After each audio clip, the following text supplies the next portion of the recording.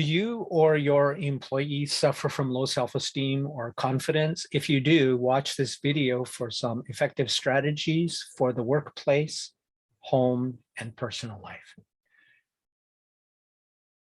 So essentially, the main thing that has been gotten wrong over basically the last 30 years or so, and this is scientifically supported, not just my opinion, and that is that self-esteem and confidence is earned through challenging accomplishments at your level. That is a Goldilocks level, tough enough that you can do it, but also tough enough that it's hard. So really, it's exactly the same as lifting weights, right? You can't lift an easy weight and expect to gain strength. So it's kind of the same thing.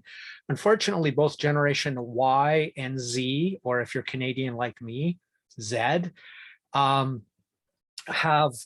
are now suffering self-esteem problems that came from a bad piece of psychology and some careless reverse correlation that happened, which I'll talk about in a second. So essentially, I'll put a link right there to a TED Talk that describes how the correlation and the reason generation Y and Z oftentimes have problems with criticism and were praised for not earning anything. They were just praised for the sake of praise because the belief was that if you give someone high self-esteem, it will produce success. And in fact, the reverse is true. Success causes high self-esteem, not the other way around. And that's what the link I just pointed to will help you with. So the other thing, and this is a fantastic one, I learned it on my own as an English teacher. Then years later, I came across Carol Dweck. And I will put her talk about growth mindset right here and why students and people in general, your employees, whoever it is, even yourself, praise yourself for genuine effort, regardless of outcome. If you're actually trying your best and you suck at it, it doesn't matter because you're trying your best and you are very likely via the mistakes you make and what you learn from them to improve. So it's a matter of understanding that improvement in anything is a growth process, which involves mistakes, trying and struggle, and being okay with that.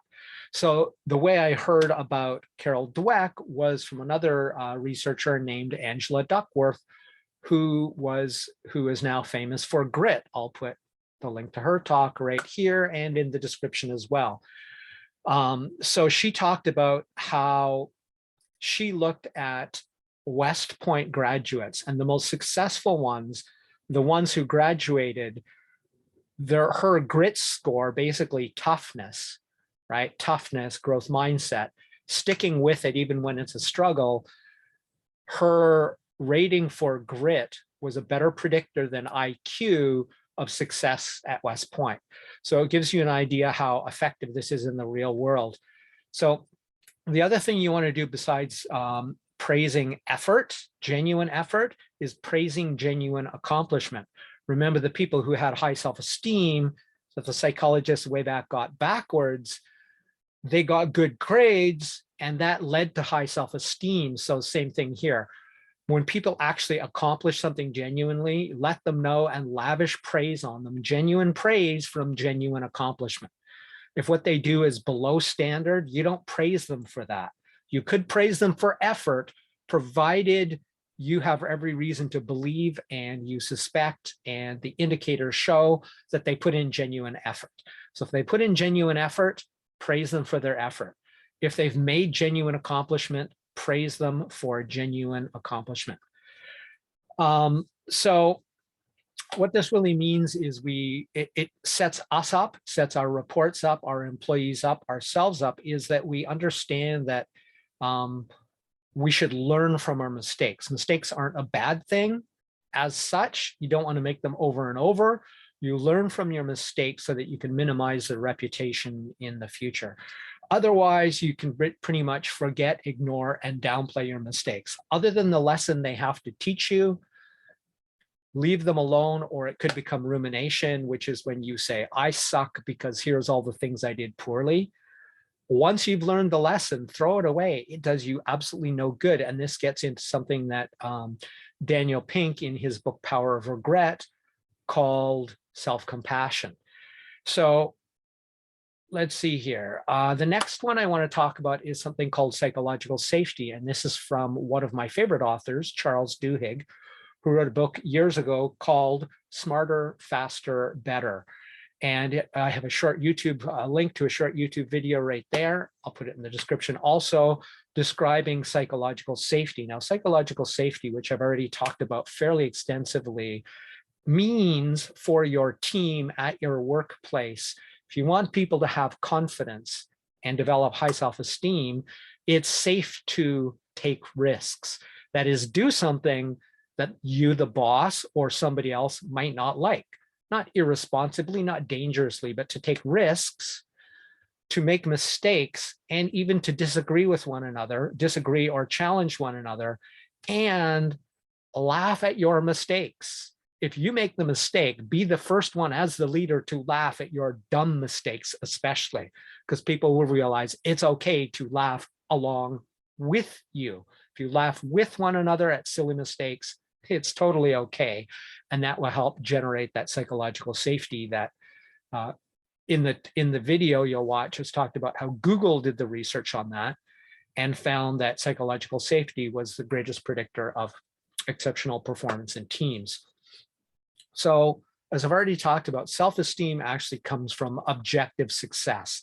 That is not, I feel you did a good job, but people know, especially if you're talking about a piece of artwork, I'm pretty happy with his background, okay? It's not awesome, but it's not bad at my level of using, you know, editing programs and stuff. I like the blue, I like the mirror. I took a basis and then I winged it from there, and I'm pretty damn happy with it.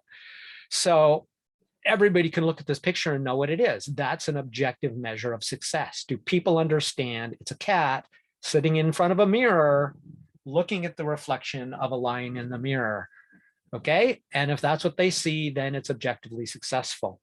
Now, we've already talked about growth mindset, but growth mindset, as Carol Dweck said, is it's just a process of understanding that there is effort and failure on the way to success, and that you should be proud of yourself and be encouraged and not give up.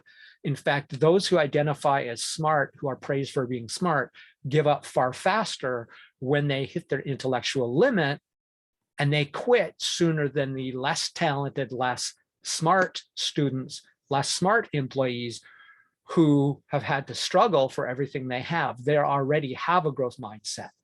Now, some other things is, while you're learning from your mistakes, is forgiving and forgetting those mistakes. I've already talked about this. Now, a person who talks about this, and I'm going to loop back to Daniel Pink in a second, but is Ross Harris, does something what he calls ACT, or action and commitment therapy. He wrote an excellent book called The Confidence Gap, and I will put my book review to that on LinkedIn, is right here, and of course in the description. Surprise, surprise. So here's what I'm going to close out with, and that is something that he said, and that is that the actions of confidence precede the feeling of confidence. So I could translate that over to the self-esteem as well.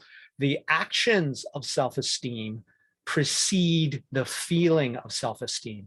You gain self-esteem from legitimate, objective accomplishment achieved through struggle and growth mindset in a setting of psychological safety. If you provide these for your employees, they will feel safe to screw up. They will not feel bad for it. You can't punish them for making mistakes if they genuinely tried. You can encourage them to learn from their mistakes, but you can keep it positive and make it very clear that the results aren't what you wanted, but focus on what you can learn from it, forgive and forget. That's it for Crush It Club 109 or 109, how to create self-esteem. My name is Tim B. Green. Bye for now.